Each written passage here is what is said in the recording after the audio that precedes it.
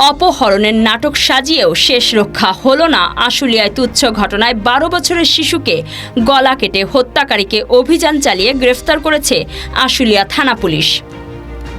সাভার উপজেলা প্রতিনিধি মোহাম্মদ শিহাবুদ্দিন শেখের ভিডিও ও তথ্যচিত্রে দেখুন বিস্তারিত।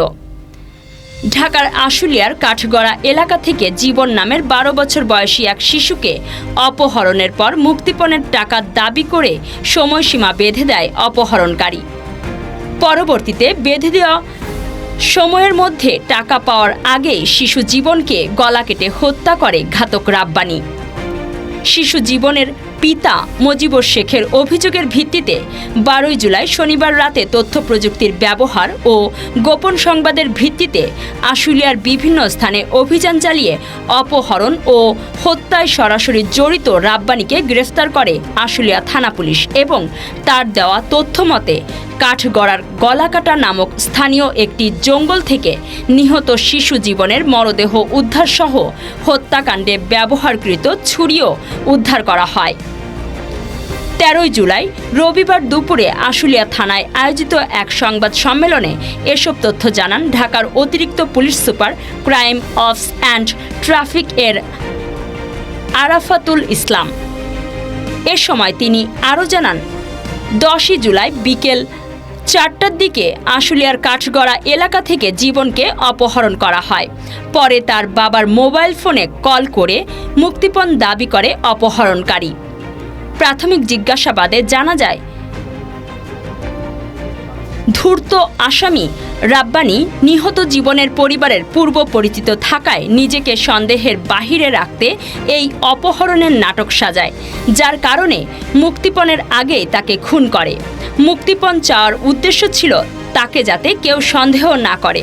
মূলত মাদক সেবনের সময় মাদকের ভাগ নিয়ে তুচ্ছ ঘটনাকে কেন্দ্র করে চাকু দিয়ে আঘাত করে এ হত্যাকাণ্ড ঘটানো হয়। জানা যায়, গ্রেফতারকৃত রাব্বানি নওগাঁর মান্দা উপজেলার ছুতিপুর এলাকার মিলন মোল্লার ছেলে। সে আশুলিয়ার কাঠগড়ায় বসবাস করে, মাঝে মাঝে নির্মাণ শ্রমিকের কাজ করত।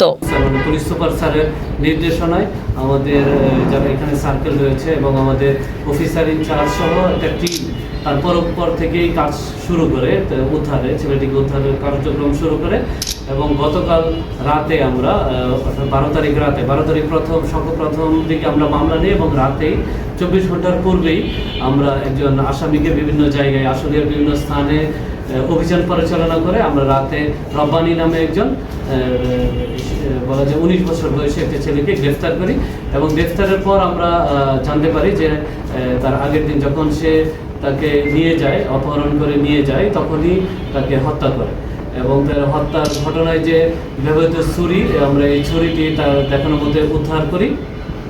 পরবর্তীতে তাকে জিজ্ঞাসাবাদে জানাই যে তাকে হত্যা করে লাশ একটা বাচ্চারের মধ্যে রাতেই ওইখানে যাই। আমাদের অফিসার ইনচার্জ, তদন্তকারী কর্মকর্তা, ইন্সপেক্টর অপারেশনস সবাই আমাদের ওইখানে যায়। যাওয়ার পর ওইখান থেকে আমাদের এই যে জীবন নামে যে ছেলেটি রয়েছে 12 বছর বয়সী, তার লাশ আমরা ওইখান থেকে উদ্ধার করি। আমাদের আসামি আমাদের যথাযথ প্রক্রিয়া অনুসরণ করে ইতিমধ্যে আমরা কোর্টে প্রেরণ করেছি। কোর্ট থেকে আমরা আরও জিজ্ঞাসাবাদের প্রয়োজন রয়েছে বলে আমরা কোর্টে আসামির রিমান্ড প্রেয়ার দিয়েছি। আমাদের কাছে রিমান্ডে আসলে পরবর্তীতে আরও যে বিষয় রয়েছে এই ঘটনায় অন্য কেউ জড়িত আছে কিনা কিংবা কেন এই ঘটনা ঘটিয়েছে, এটার মোটিভটা কি, আমরা এগুলো সব কিছুই জানতে পারবো।